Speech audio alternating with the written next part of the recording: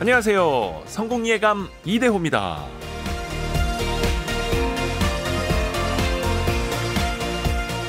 미식 축구 코치 루 홀츠는 이런 말을 했습니다. 누군가를 따라잡기 위해 애쓰는 한 결코 그 사람을 앞지르지 못한다. 초점이 나 자신의 성장이 아니라 비교 대상인 누군가에게 맞춰져 있다면 그 에너지를 쏟는 시간이 결코 행복하지 않을 겁니다. 시기와 질투, 복수심 역시 마찬가지입니다. 상대방은 별로 신경 쓰지도 않는데 나 스스로 마음의 감옥에 갇힐 수 있기 때문이죠. 그럼 손해를 보는 건 나 자신일 겁니다. 공자의 가르침 중에도 이런 말이 있습니다.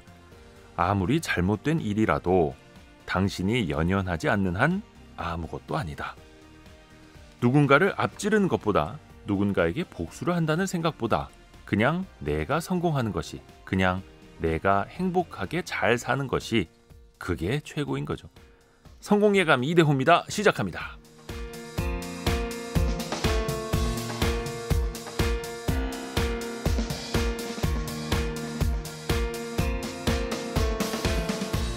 안녕하세요. 이대호입니다. 4월 18일 목요일 아침 9시 6분 함께하고 계십니다.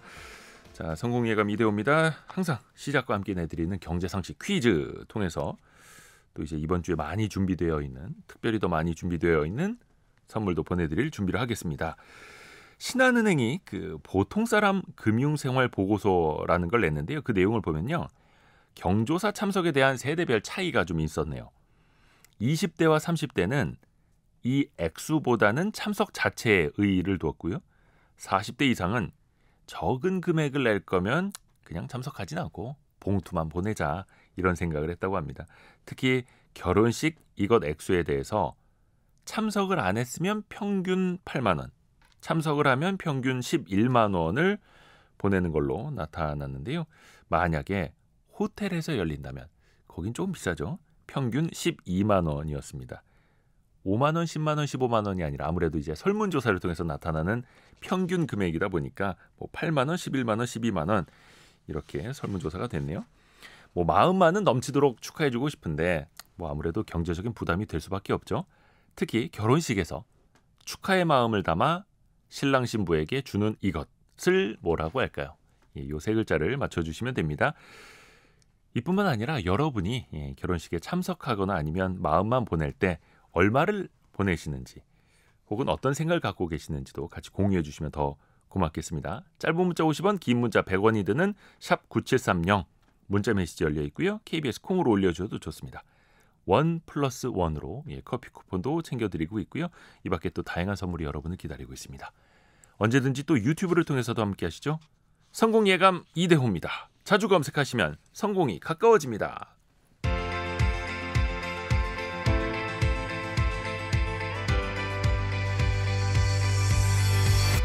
KBS 1라디오 성공예감 이대호입니다.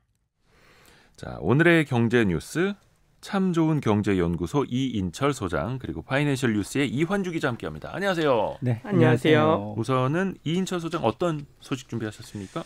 어제 그 일본 총리 제안으로 이제 한일 정상회담 전화 이제 회담이 있었거든요. 네.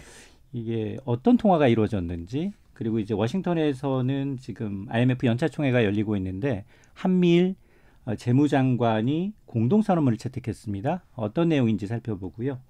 그리고 이제 지방은행 가운데 이 시중은행 전환을 좀 추진하고 있는 대구은행이 업무 일부 정지 3개월이라는 중징계를 받았는데 과연 시중은행으로 전환이 이제 가능할까? 이 부분도 짚어보도록 하겠습니다. 자, 이환주 기자가 준비한 소식은요. 네, 아파트 주택 청약 부정 행위가 만연한데 정부가 눈에 불을 켜고 모니터링을 하고 있어서 무조건 걸릴 수 있거든요. 적발 사례 준비했고요. 두 번째로 한국에 살고 있는 이민자들, 외국인들의 경제 상황과 현황도 알아보겠습니다. 네, 자, 이인철 소장이 준비한 소식, 한일 정상이 이제 통화를 했습니다. 네. 어떤 내용이 담겨 있었습니까? 크게 한 세 가지 주목하면 될 것 같습니다. 우선 일본 총리의 제안으로 전화 통화가 이루어졌다. 네. 우리 통상 급한 사람이 먼저 전화하잖아요. 그죠? 네. 아니면 아주 친하거나. 네. 근데 아주 친한 거 맞는 것 같아요. 지난해만 7번 만났어요. 가족도 7번 만나기 쉽지 않아. 연간. 맞아요. 네. 근데 어제 이제 윤석열 대통령이 어제 오후에 이제 최근 이제 미국 방문 마친 기시다 후미오 일본 총리 제안으로 15분 정도 통화를 했어요. 15분. 남자끼리 통화 15분 쉽지 않습니다. 여러 가지 이제 이 논의가 있었겠죠. 네.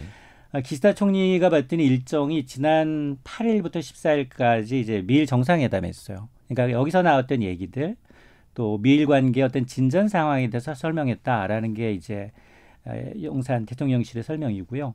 특히 양국 정상은 이 북한 문제와 관련해서 한미일 간 긴밀한 공조를 계속 발전시켜 나가기로 했다라는 겁니다. 최근에 사실 기시다 총리는 북한이 김정은과 이제 정상회담 추진하겠다라고 이제 밝힌 바가 있거든요. 네. 일본이 이제 북한과의 정상회담 성사를 위해서 북한 측과 이제 고위급 접촉하고 있는 것으로 알려져서 이 부분에 대해서 아마 좀 상세한 설명이 있었던 것으로 보이고 그리고 앞으로도 이 굳건한 한미일 공조를 바탕으로 해서 국제사회의 다양한 이슈에 대해서 적극적으로 대응해 나가자. 파트너로서 한국과의 협력을 계속해서 해나가고 싶다라는 이제 의사를 양국이 좀 전한 것으로 보여서 네. 스킨십 더 자주 하겠다. 다양한 분야에서 소통하겠다라는 얘기입니다. 한일 정상의 통화랑은 또 별개로 한미일 재무장관이 만났습니다. 워싱턴에서요. 맞습니다. 어떤 내용이 여기 다뤄졌을까요? 매년 보면 이제 이렇게 국가별 돌아가면서 IMF 국제통화기금과 월드뱅크가 연차총회를 해요. 네. 이번이 이제 미국 워싱턴이었습니다. 여기에는 각국 재무장관과 중앙은행장들이 참석을 하게 되는데요. 사실 이게 그 워싱턴에서 한미일 재무장관이 그래도 여러 국이 있는데도 한 자리에 모인 건 처음이에요. 그러면서 공동 선언문을 채택한 겁니다. 크게 한 3가지 정도를 합의했는데요. 우선 최근에 외환시장이 불안하다는 데 인식을 같이 한 것 같아요. 그래서 한미일 3국 재무장관은 최근에 이제 달러 대비 원화, 엔화 가치가 심각한 상황이다. 이 하락에 대한 이제 인식을 공유했다라는 얘기인데 이 말은 어제 사실 그 한일 외환 당국이 공조하면서 1,400원으로 올랐던 원달러원이 조금 내려왔잖아요. 네. 그러니까 이제 이런 공동 구두 개입에 미국도 동참하겠다라는 의미로 받아들여지고 있거든요. 다만 외환시장의 더 큰 강력한 임팩트가 뭐냐? 통화 스와프예요.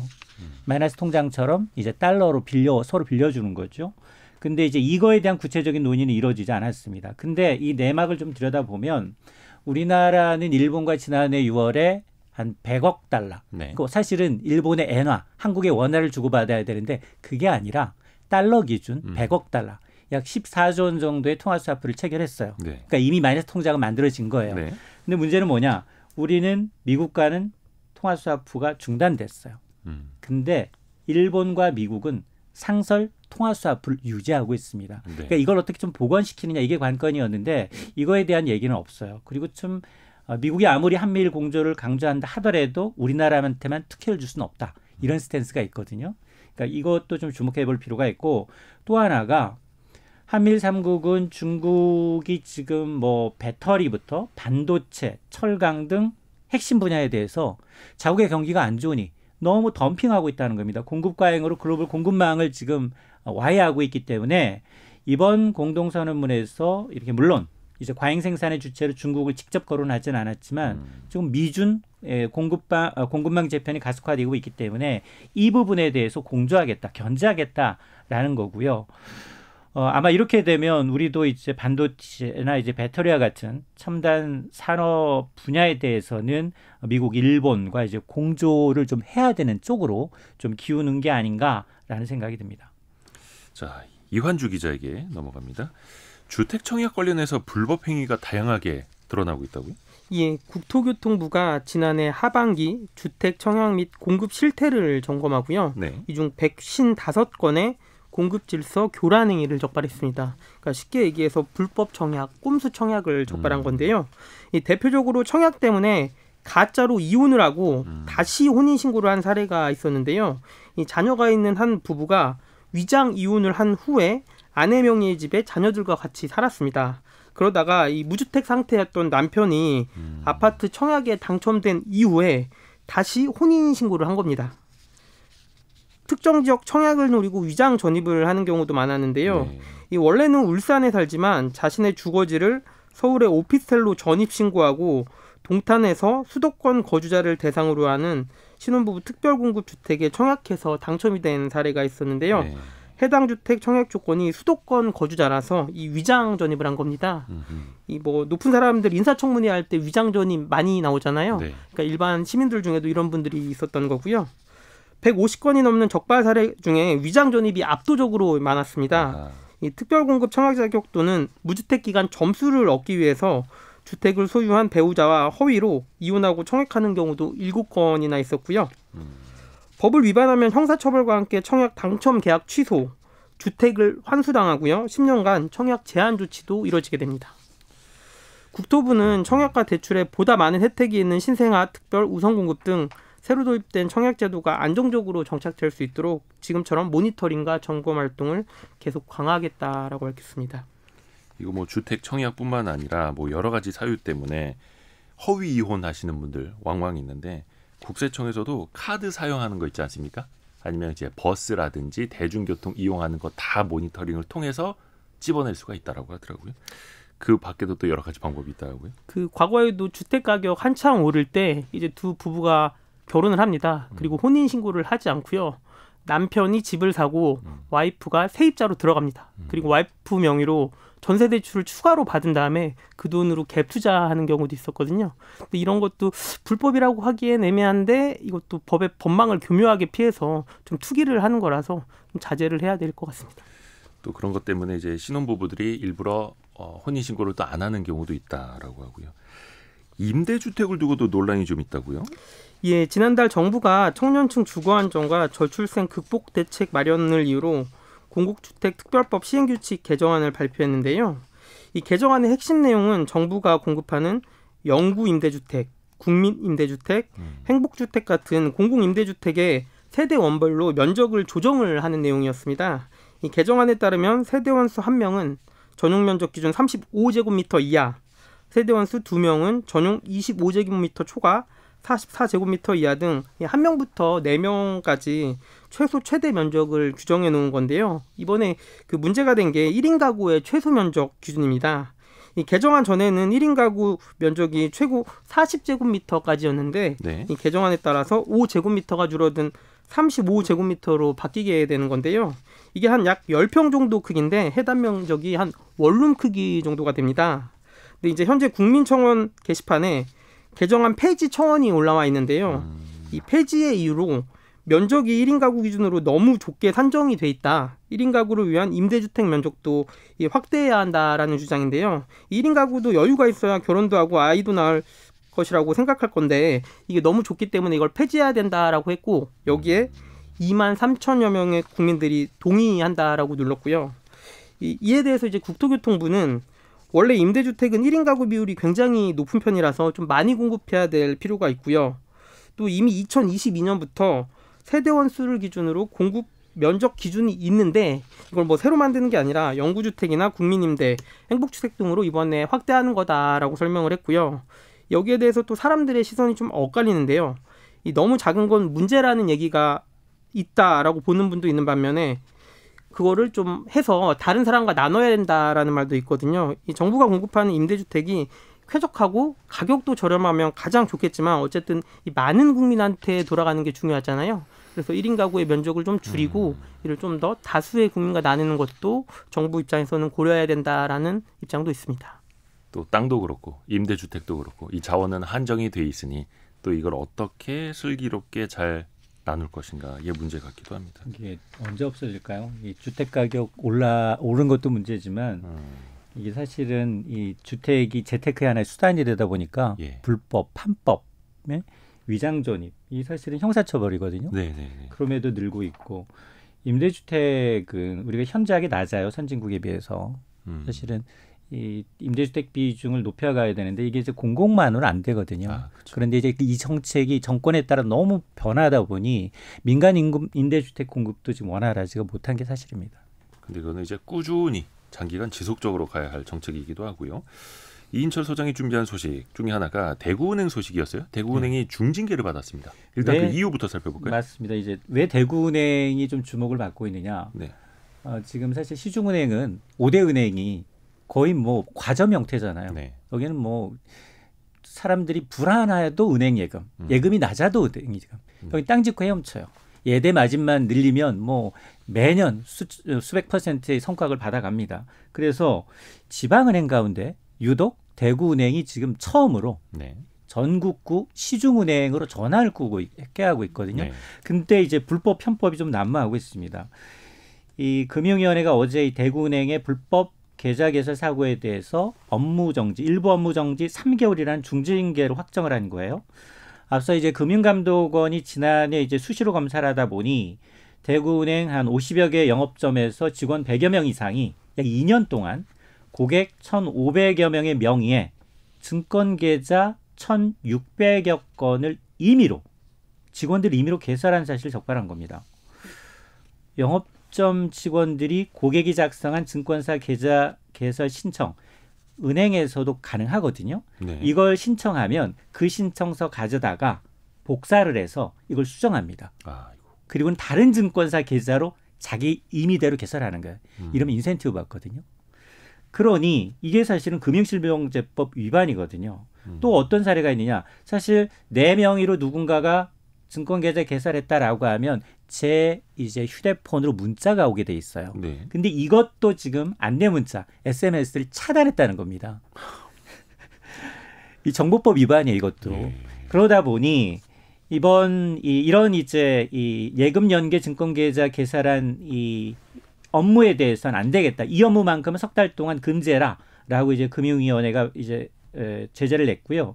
또 과태료 단 20억 원, 그리고 책임자를 포함해서 직원 한 177명한테 감봉, 견책과 같은 주의 조치를 내렸는데 문제는 이게 꼬리 자르기. 그러니까 실무자들만 처벌을 했고 가장 중요한 최고 경영자 임원들은 대상에서 빠졌습니다. 어찌됐든 간에 뭔가 성과에 대한 압박이 있었기에 직원 한두 명도 아니고 177명이 이렇게 좀 불법적인 일을 했다라는 건데요. 맞습니다. 일단 앞에서 이야기해 주신 것처럼 대구은행이 이제 기존의 은행들 어떤 과점 체제를 깨기 위해서 매기 역할을 좀 하라라고 하면서 금융당국에서도 대구은행의 시중은행 전환을 어떻게 보면 이제 지원하고 있는 측면 아니었습니까? 맞습니다. 앞으로는 어떻게 될까요? 아마 이제 포털창에다 대구은행 치면 그 뉴스가 전국구 뉴스가 아니라 영남일보라든가 이제 경남일보라든가 그쪽 지역은행의 우려가 굉장히 높아요. 왜?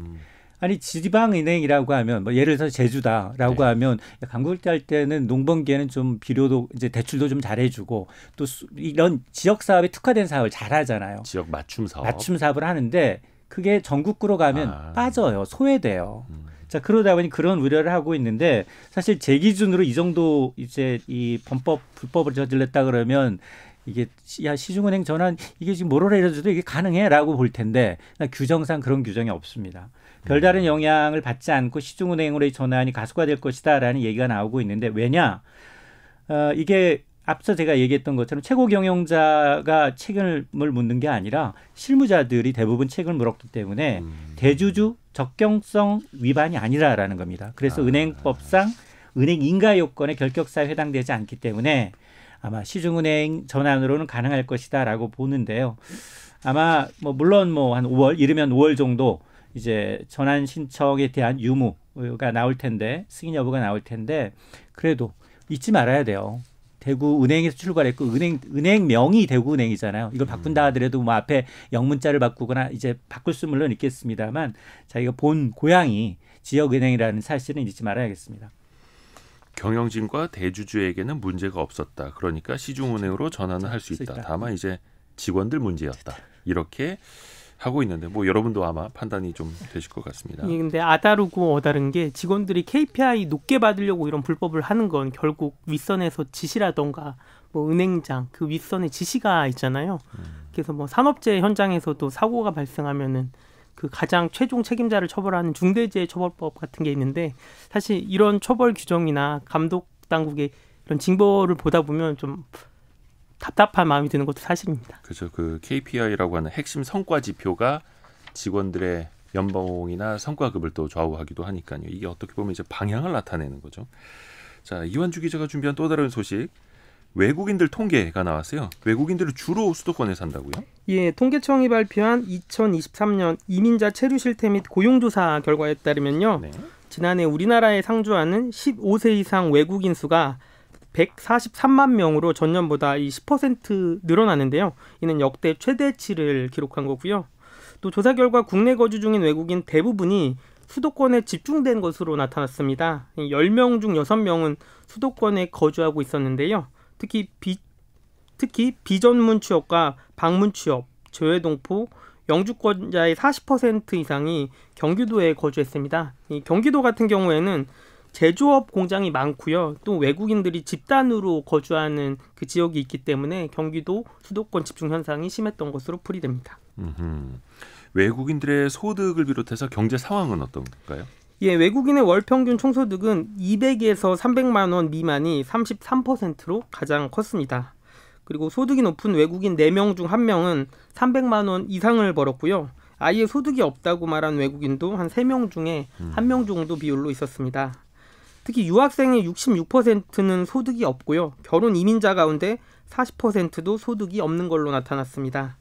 이 소득 없는 거 조사할 때 통계청이 그 유학생이 가족이나 지자체 등으로부터 지원받는 돈은 소득으로 판단하지 않았고요. 또 결혼 이민자, 배우자의 소득도 포함하지 않았습니다. 보통 결혼 이민자 같은 경우에는 한국인 남편이 많으니까 이 외국인 소득에 포함 안 한 거고요. 외국인이 벌어들인 돈의 40%는 생활비로 쓴다라고 응답을 했고요. 한 23% 정도는 그 본인이 있는 본국, 해외로 송금하는 걸로 조사가 됐습니다. 약 23%요? 예, 맞습니다. 체류 자격별로 보면 비전문 취업자는 노동력이 부족한 농림, 어업, 관공업, 제조업 등에 종사하는 비중이 가장 높았는데요. 이들 중 절반은 기숙사에 거주하고 비닐하우스 등 비거주용 건물에 사는 비중도 20%에 달했습니다. 이 열악한 곳에 사는 이 외국인들의 거주 환경 뉴스에서도 가끔 나오는데요. 네. 정부에서 지도하고 개정하기도 하는 사안이고요. 이들이 본국으로 돈을 보내는 국외송금 비율도 57%로 가장 높았는데요. 이 농업이나 이런 일에 종사하는 분들 같은 경우에는 좀 열악하고 좀 본국에 보내는 돈의 비율도 평균보다는 많이 높았습니다. 그러네요. 아니 외국인들 수도권에만 있으면 어떡해요. 우리 사과밭은 누가 지켜요. 그러니까요. 지방에서도 또 이제 일손이 필요한데 전체 외국인이 본국으로 송금하는 돈이 23%인데 특히 비닐하우스나 거주용 건물이 아닌 곳에 사시는 분들이 57%를 보낸다. 어렵게 살면서도 더 많이 또 이제 본국을 위해서 돈을 보내고 있다. 우리가 또 정책을 수립을 할 때도 이런 것도 잘 생각을 좀 해야겠습니다. 참 좋은 경제연구소 이인철 소장 그리고 파이낸셜 뉴스 이환주 기자 함께했습니다. 고맙습니다. 네, 고맙습니다. 감사합니다.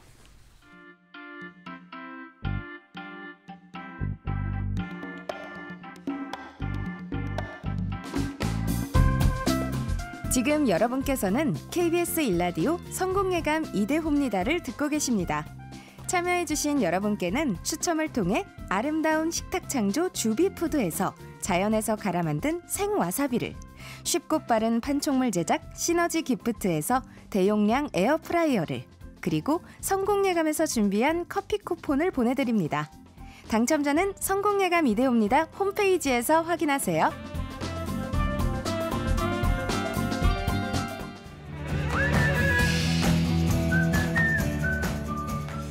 그저께 원달러 환율이 장중에 1,400원을 찍었었죠. 어제 오늘은 조금 조정을 받으면서 오늘은 한 1,379원대 좀 내려와 있긴 한데요. 정부가 부랴부랴 시장에 개입을 하기도 했었고 근데 계속해서 달러는 강세를 보이고 있으니 원화가 또 약세를 보이는 흐름이 또 이해가 안 가는 것도 아니고요. 그런데 우리 실생활에 또 이게 반영되는 측면도 큽니다. 환율에 대해서 좀 이야기를 나눠봐야겠습니다. 신한은행에서 환율을 전문적으로 보고 있는 백석현 선임 이코노미스트 전화 연결돼 있습니다. 안녕하세요. 예, 안녕하세요. 백석현입니다. 오랜만에 전화 통화합니다. 잘 지내셨죠? 예. 우선은 우리 환율에 대해서 많은 분들에게 좀 도움 말씀을 먼저 좀 드려야 될 것 같아요. 왜냐하면 이 개념이 좀 어렵지 않습니까? 환율이 오른다, 원화가 약세다, 달러가 강세다, 이게 좀 헷갈리기도 하는데요. 이 개념부터 좀 쉽게 풀어주십시오. 예, 환율이라는 거는 두 통화 간의 교환 비율을 얘기하는 거고요. 네.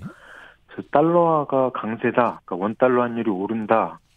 그 얘기는 달러화 가격이 오름세다라는 얘기죠. 그러니까 원달러 환율이 오른다는 얘기는 달러화가 상승하고 이게 두 통화 간의 상대 가격이기 때문에 달러화가 상승하면 상대적으로 원화는 하락한다. 이렇게 생각하시면 됩니다. 그래서 지금은 달러화가 강세, 원화가 약세. 그래서 원달러 환율이 상승하고 있고요. 달러당 원화를 더 많이 줘야 된다. 이런 개념으로요. 예. 근데 이제 중요한 거는 앞으로도 이런 달러 강세 흐름이 이어질 건가? 얼마나 더 이어질 건가? 이런 걸 좀 살펴봐야 될 텐데요. 어떻게 보고 계세요? 일단 환율이 최근에 1,400원까지 올랐던 배경을 봐야 될 텐데요. 네. 악재가 이제 돌아가면서 영향을 줬다고 볼 수 있는데 미국 경제 지표들이 워낙 뜨겁게 나오다 보니까 올해 미국 금리 인하 할 거다라는 기대가 계속 이제 얇아지면 축소되면서 네. 약해지면서 이러다가 금리 인하가 아니라 금리 인상하는 거 아니야? 이런 우려까지 나오는 상황이거든요. 지금 미국 경제만 너무 좋으니까. 예. 그러면서 달러화가 오르고 있던 상황에 그런 상황에 이제 4월 1일에 이스라엘이 시리아에 있는 이란 영사관을 폭격했고 거기에 이제 이란이 반격하면서 현지 시각으로 지난 토요일 밤이죠. 그러니까 13일에 이란이 이스라엘 본토에 이제 드론하고 미사일 공격을 퍼부으면서 그러면서 이제 그러니까 중동 사태가 확대되는 거 아니냐 이런 불안감이 또 엄습하면서 시장이 사실 월요일, 화요일에 좀 과도하게 상승하는 움직임이 나왔고요. 그러면서 1,400원을 찍고 조금 내려오는 상황이고요. 어쨌든 이 상황이 그러면 계속될 거냐? 일단은 최근 며칠 동안 악재가 계속 나오다가 어제 그저께는 악재가 조금 소강 국면이거든요. 네. 그러다 보니까 쉽게 표현하면 무소식이 희소식이다 이런 표현이 있잖아요. 네. 그래서 최근 이틀간은 특별한 악재가 없다 보니까 과도하게 환율이 올랐던 부분이 조금 되돌려지고 있는 상황이고 그래서 지금 1,380원 살짝 내려온 이 상황이 오늘 현재 시장 과잉 반응을 뺀 적정 수준이라고 보고 있습니다. 근데 이 환율 자체를 예측하려면 또 대외 변수가 어찌 될지를 예측을 해야 하니 사실상 거의 불가능에 가깝기도 하죠. 예. 어렵습니다. 근데 이게 참 실생활에 많은 영향을 미칩니다. 당장 외국에서 활동하시는 분들, 유학생을 비롯해서 가장 이제 부담이 될 수밖에 없겠죠. 예, 사실 은행에 유학 자금 보내시는 분들이 환율 문의를 종종 하시거든요. 예. 미국뿐만이 아니라 호주, 캐나다 관련된 통화들 질문이 계속 오는데 네. 어쨌든 원달러 환율이 오르면 유학 이제 보낸 부모님이나 현지에서 생활하는 유학생들이 가장 부담을 크게 느낄 거고요. 그리고 해외여행 준비하는 분들도 아무래도 그렇죠. 조금 부담이 생기겠죠. 반대로 달러 강세가 반가운 측면도 있겠죠? 있긴 있을 텐데 이분들은 상대적으로는 좀 적은 그 숫자로 볼 수 있고요. 유튜버 분들이 이제 달러로 수익을 받으시니까 그분들이 달러가 상승하면 좋으실 거고 그리고 미국 주식 투자하신 분들이 그러니까 달러가 오르면 미국 주식을 살 때 조금밖에 못 사는 부분도 있긴 한데 근데 환율의 변화는 주식 가격의 변화보다 훨씬 작거든요. 최근에 환율이 많이 오른 것 같아도 주식 가격의 변화보다 훨씬 작기 때문에 미국 주식에 이미 투자하신 분들은 물론 환율이 올라서 이득을 보시는 분들도 있지만 환율이 오를 때 사실 주가가 하락하는 부분도 있긴 한데 환율 차이는 주가의 등락에 비해서 굉장히 작은 부분이라서 환율 상승 때문에 주가가 하락하는 부분보다는 평소에 주가 움직임이 훨씬 커서 환율 움직임 때문에 내가 주식 투자를 손해보고 있다. 이런 얘기는 조금 과장된 표현일 수 있습니다. 어찌되든 간에 본체는 내가 투자한 그 기업의 주가일 테니까요. 다만 환차 이익을 또 얻고 있는 또 어떻게 보면 남들이 이제 조금 어려워할 때 남몰래 웃을 수 있는 그런 분들도 있는 거고요. 근데 우리나라 이제 수출 비중이 크다 보니까 대기업을 비롯해서 수출 기업들에게는 지금 상황이 또 좋은 것 아닙니까? 일단 그러니까 얼핏 생각하면 그렇게 볼 수 있는데요. 그러니까 100% 수출하는 기업 입장에서는 환율만 영향을 미치는 건 아니거든요. 그러니까 보통은 원달러 환율이 상승할 때 세계 경제가 부정적인 상황일 때가 많아요.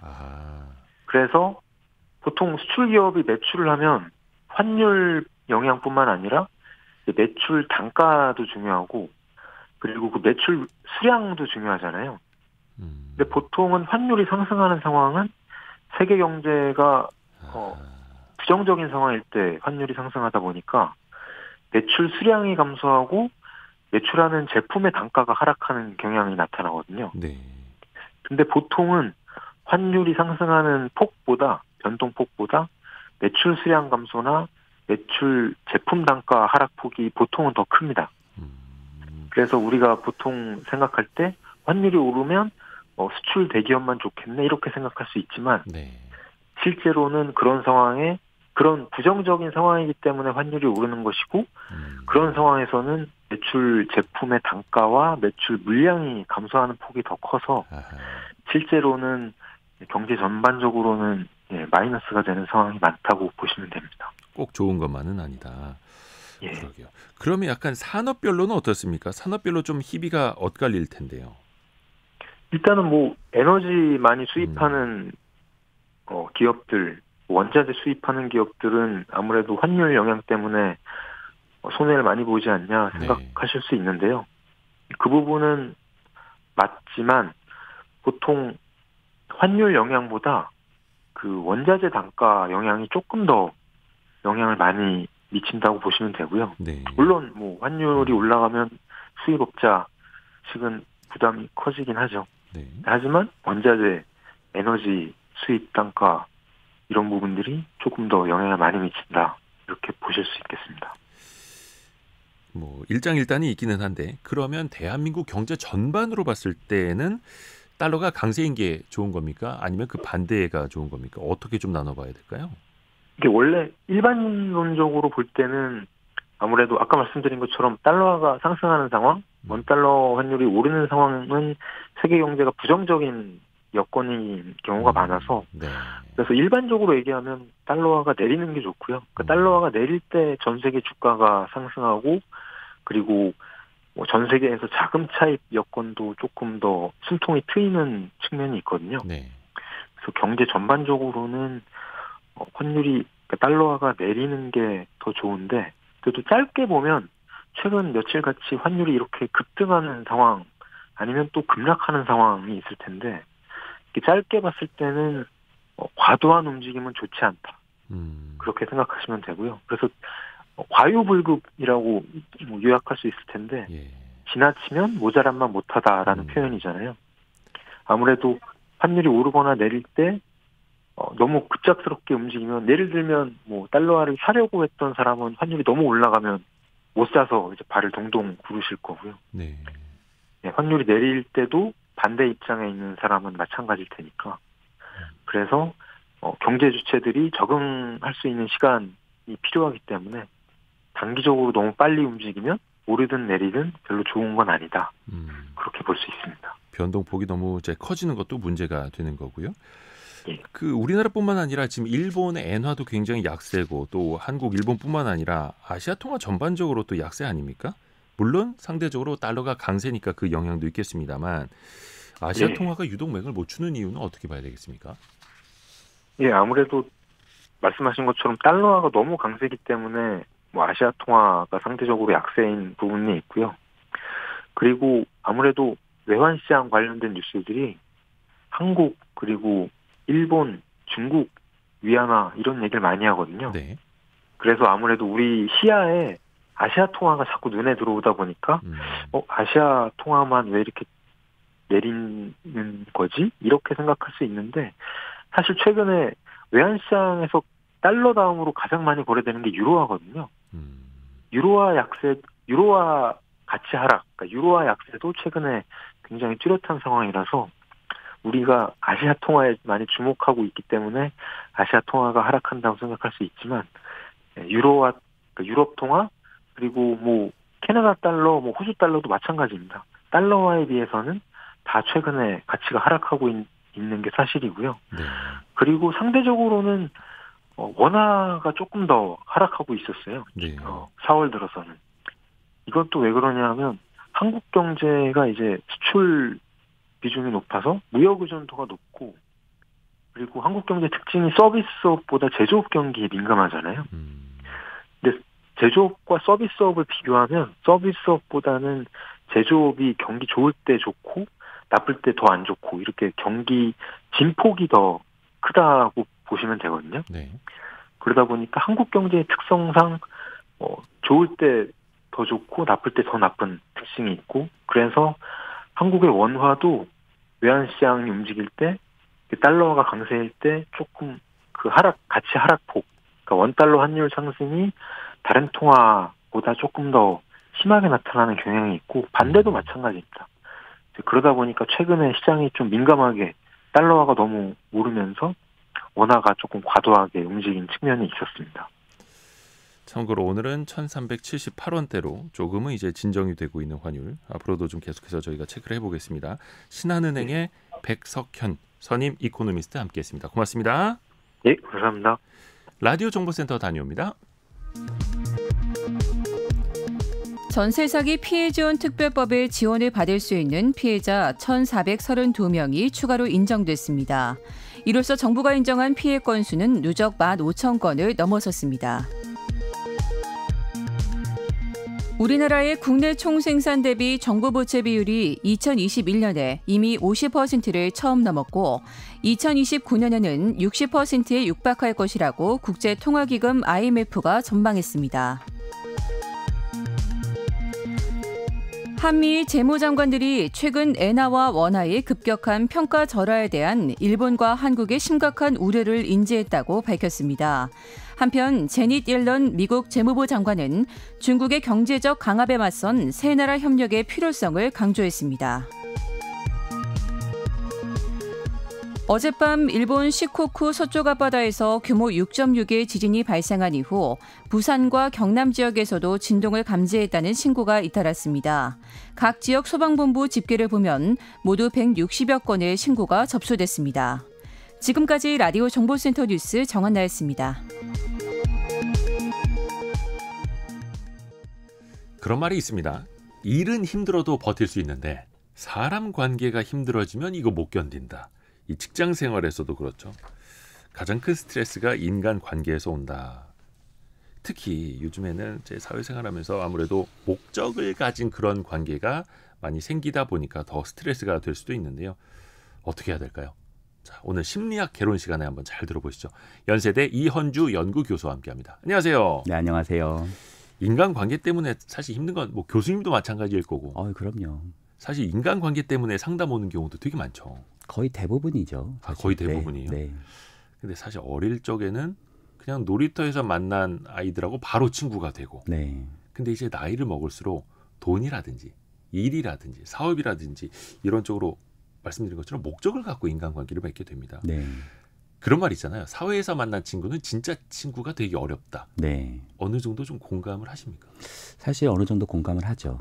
그리고 우리가 어렸을 때 만났을 때는 사실 친구를 찾는 이유가 놀려고 만나잖아요. 누구야 놀자. 네. 그러니까 만나는 이유 자체가 특별한 무슨 일이라든지 목적이 있어서 하기보다는 그냥 재밌게 함께하고 함께하면 또 즐겁고 또 함께하면서 무엇인가를 또 경험하는 것이 나에게 되게 행복감을 주고 그런 친구들이 많은데 사실 그런 측면들을 우리가 순수하다고 얘기하거든요.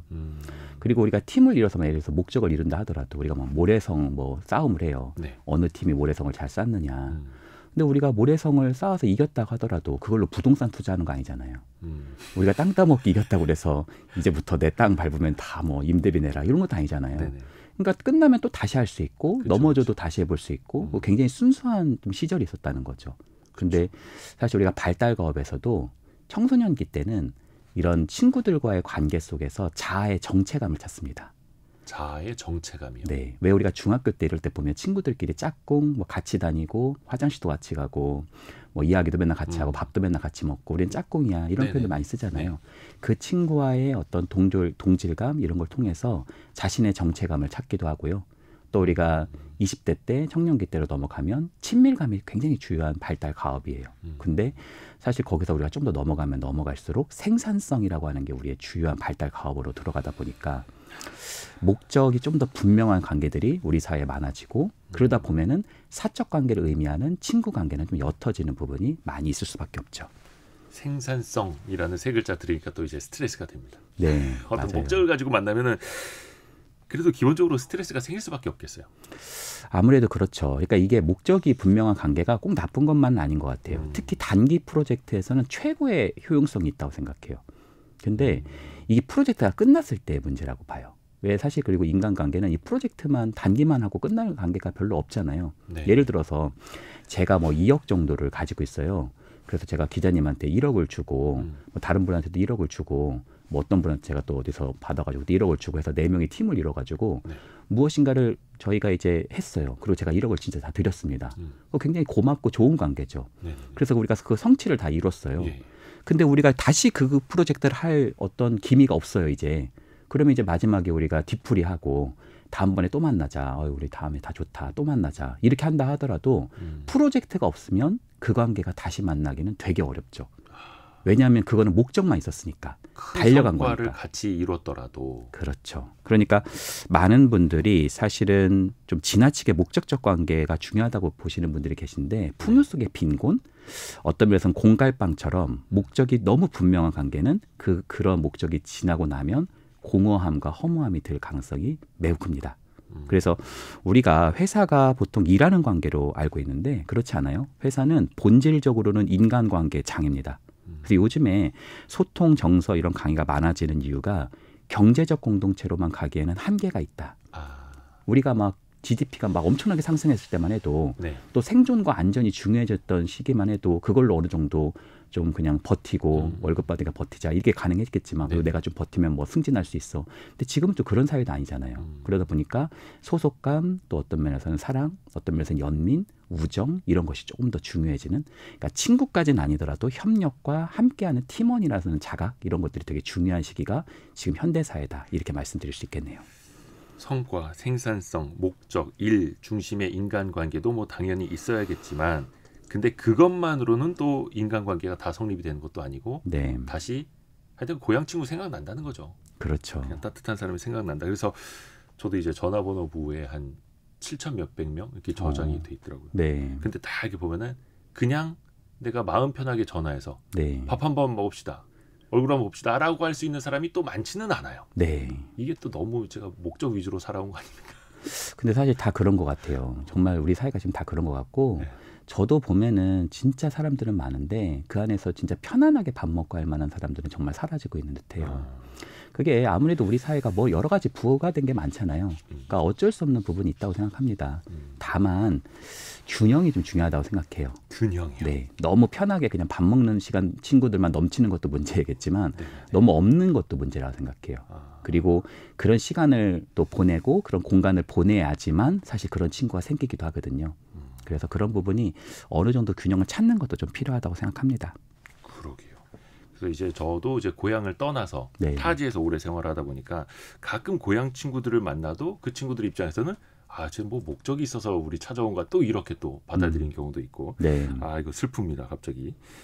근데 이제 용건이나 목적 없이 만나는 관계도 있습니다, 분명히. 네. 가족, 친구, 뭐 친척들. 네.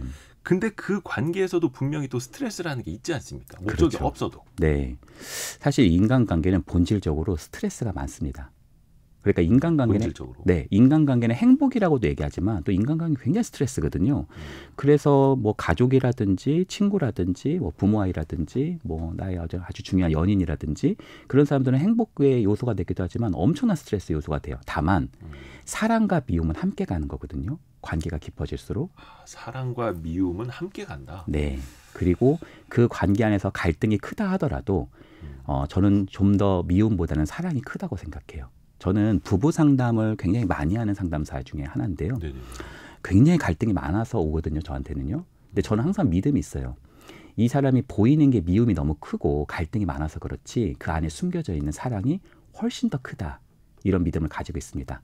그런 믿음이 부부 상담에서 그 사람들이 회복하게 하는데 굉장히 좋은 자원이 되기도 합니다. 특히 뭐 부부 사이에는 사랑이 있으니까 미움도 있을 테고요. 네.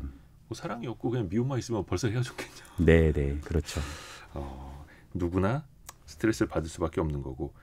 진공청소기랑 윌슨의 사례는 이게 어떤 이야기예요? 그런 것 같아요. 우리가 진공청소기를 한 10년, 20년 쓴다 하더라도 예. 그걸 버리고 이번에 이제 무선 진공청소기로 바꿀 때 네. 아유 지금까지 10년, 20년 동안 얼마나 고생했니 막 하면서 눈물을 흘리시는 분은 별로 안 계실 거란 말이에요. 아, 빨리 갖다 버렸는데 이건 왜 쓰레기가 또 이건 왜 5,000원을 왜 드는 거야? 먼지 많이 살고. 뭐 그런 생각이 보통 들잖아요. 네네. 그러니까 굉장히 어떤 효용성을 높게 한 도구인데도 불구하고 나는 그 진공청소기하고는 대상 경험이 없다는 거죠. 근데 우리가 아무짝에도 쓸모없는 윌슨이라고 하는 건 캐스터웨이에 있는 그 배구공 같은 보이잖아요. 사실 그 이름을 저기다 지은 거잖아요. 그 윌슨 사이에 본인이 있는 이름을 지은 거죠. 네. 무인도에서 이제 대화할 상대가 없다 보니까. 그렇죠. 그리고 또 그 윌슨이라고 안 한다 하더라도 그 테디베어 같은 거, 토끼 인형 같은 걸 보면서 나한테 무슨 효용성 있는 게 아닌데도 불구하고 그게 일반 쓰레기 봉투에 버려져 있고 그러면 우리가 눈물이 핑 돌기도 하잖아요. 그러니까 인간은 기본적으로 나한테 효율적이고 효용성이 높은 사람이 더 중요하다기보다는 나하고 대상 경험을 할 수 있는 그런 관계에서 좀 더 마음을 갖게 된다. 이런 말씀을 좀 드리고 싶네요. 그걸 대상 경험이라고 하나요? 대상 경험이라고 합니다. 그러니까 상대방한테 어떤 의미를 부여하는. 뭐 가장 간단하게 말하자면 나와 그 사람 사이에 얼굴과 얼굴을 마주보고 함께 할 수 있는 시간. 예를 들어서 부부가 함께 한다 하더라도 자꾸 부부가 앉아가지고 가족 얘기만 하고 막 애들 얘기만 하고 경제 얘기만 하고 그러는 게 아니라 당신과 나 사이에 얼굴과 얼굴을 마주보고 조금 더 소중하고 괜찮은 시간, 좀 사적 관계를 맺을 수 있는 그런 시간들, 공간들, 그런 게 관계의 본질이라고 생각해요. 오늘 애들 뭐 학원 제대로 갔다 왔는 이런 거 물어보는 게 아니라 네. 그냥 오늘 뭐 점심 잘 챙겨 먹었어 이런 걸 얘기할 수 있는 네. 그런 마음. 네. 아까 인간관계 그 균형이 필요하다라고 말씀을 하셨어요. 네. 목적도 당연히 뭐 있을 수밖에 없고 네. 그런데 그냥 목적을 떠나서 사람 자체가 중요한 것도 있고 이 균형을 맞춰야 되는데 네. 어떻게 해야겠습니까? 좀 도움 말씀 좀 주세요. 일단은 내가 일적인 관계를 하더라도 너무 일적인 관계로만 가지 마시고 사적인 관계를 맺을 수 있는 토대. 그러니까 공과사를 나눠라 그렇게 말하는데 공과사를 나눌 수 있는 게 아니고요. 어느 정도 사적인 관계, 친밀한 관계, 친구는 아니더라도 좋은 동료, 좋은 팀을 만들 수 있는 그런 토대가 어떤 면에서는 일이라고 하는 측면을 장기적으로 보면 더 크게 성장할 수 있는 공동체다 이렇게 말씀드릴 수 있고요. 또 내가 지금 가지고 있는 가족관계, 부부관계 안에서도 지금 내가 너무 일적인 것만 얘기하고 있지 않나? 뭐 청약은 언제 하지? 뭐 아이는 스카이 대학 보내야 되는데 이런 얘기만 할 게 아니라 조금 더 사적인 관계를 풍성하게 이루는 그런 것이 됐으면 합니다. 그러니까 너무 공사를 딱 구분하는 것만 좋은 것도 아니고 네. 공사를 구분할 수 있는 그런 사이 가운데서도 뭐 직장에서도 상사한테 형 동생 하는 관계가 될 수도 있는 그렇죠. 거고 네. 또 부부 사이에서도 목적성 대화를 하지만 서로 또 마음을 또 케어해줘야 하는 거고요. 네. 이현주 교수님한테는 어떻게 토요일 밤에 전화드려도 되는 겁니까? 제가? 아유, 전화 주세요. 아니 농담입니다. 네. 이제 여러 번 뵙기 때문에 근데 네. 또 이제 사적인 대화하기는 또 신뢰하니까 네. 라는 또 고민도 들고 그것도 쌓아가는 거죠, 조금씩. 예, 근데 이제 그 네. MBTI가 똑같아가지고 네. 제가 한번 밤에 연락드리겠습니다. 네. 연세대 이현주 연구교수 함께했습니다. 고맙습니다. 네, 감사합니다. 저희가 2부에서는요 돈줄 상담소로 돌아옵니다. 김경필 머니 트레이너와 함께하시죠. 잠시 뉴스 들으시고요. 10시 5분에 금방 다시 뵙겠습니다.